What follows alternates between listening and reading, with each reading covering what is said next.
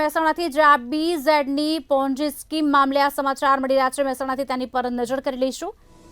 BZ Ponzi scheme કૌભાંડ મામલે આ સમાચાર મળી રહ્યા છે, જેમાં દવાડાના ફાર્મ હાઉસમાં મહેફિલો જામતી હતી।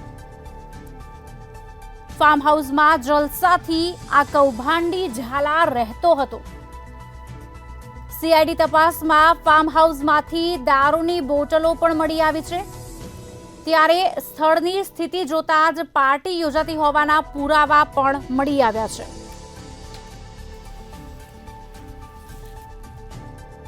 આપને જણાવી દઈએ, ઝાલા માટે સ્પેશિયલ વ્યવસ્થા કરાઈ હોવાના દ્રશ્યો ચોક્કસથી જોવા મળ્યા હતા। ટીવી, ફ્રીજ, વાઈફાઈની સુવિધા, 2 બેડ સહિતની વ્યવસ્થા પણ હતી। ફાર્મ હાઉસના ચોકમાં ઝાલા માટેની નવાબી બેઠકો પણ જોવા મળી હતી। મહેસાણાના દવાડા ફાર્મ હાઉસમાં 10 દિવસ આ કૌભાંડી રોકાયો હતો। ત્યારે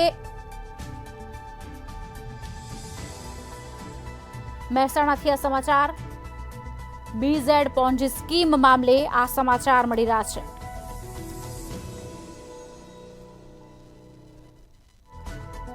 જેમાં તે ફાર્મ હાઉસમાં રોકાયો હતો, પાર્ટી પણ કરી હતી તેવા પુરાવા પણ મળી આવ્યા છે। VVIP સુવિધામાં રખાયો હોય તેવા દ્રશ્યો ચોક્કસથી મળ્યા હતા। આજ અંગે વિગત આપશે અમારા સંવાદદાતા અલ્પેશ પટેલ ફોન લાઈન પર જોડાયા છે। અલ્પેશ, એક તરફ જ્યારે તેની ધરપકડ કરી લેવામાં આવી છે, ત્યારે બીજી તરફ ફાર્મ હાઉસમાં જલસાથી આ કૌભાંડી રહેતો હતો। શું છે સમગ્ર ઘટના, વિગતે કહેશો? જી ખુશાલી, ચોક્કસ જણાવી દઉં કે જે BZ ફાઇનાન્સના જે ભૂપેન્દ્રસિંહ ઝાલાની ધરપકડ થઈ તે જગ્યા ઉપર પોન્જી સ્કીમ કૌભાંડને લઈને જે ભૂપેન્દ્ર ઝાલા આશ્રય લીધો હતો ત્યાં ખાલી દારૂની બોટલો પણ મળી આવી છે। અને જે ફાર્મ હાઉસ પર ભૂપેન્દ્ર ઝાલા રોકાયો હતો ત્યાં દારૂની ખાલી બોટલો પણ જોવા મળી હતી।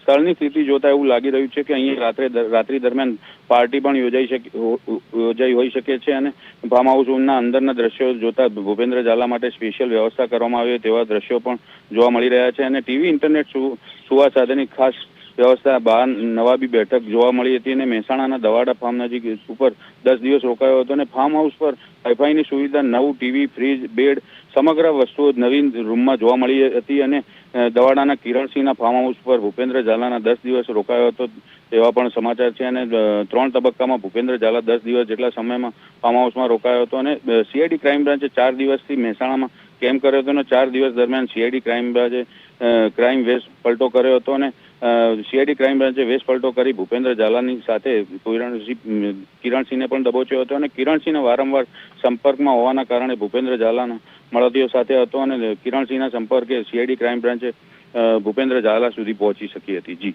જી આભાર અલ્પેશ, સમગ્ર માહિતી આપવા બદલ। તો ફરી વખત આપને જણાવી દઈએ કે ભૂપેન્દ્ર ઝાલાને આશ્રય આપવામાં નવો ખુલાસો કહી શકાય। દવાડા ફાર્મ હાઉસ પર ઝાલા 10 દિવસ રોકાયો હતો અને કિરણસિંહના ફાર્મ હાઉસ પર રોકાયો હોવાની વાત સામે આવી છે।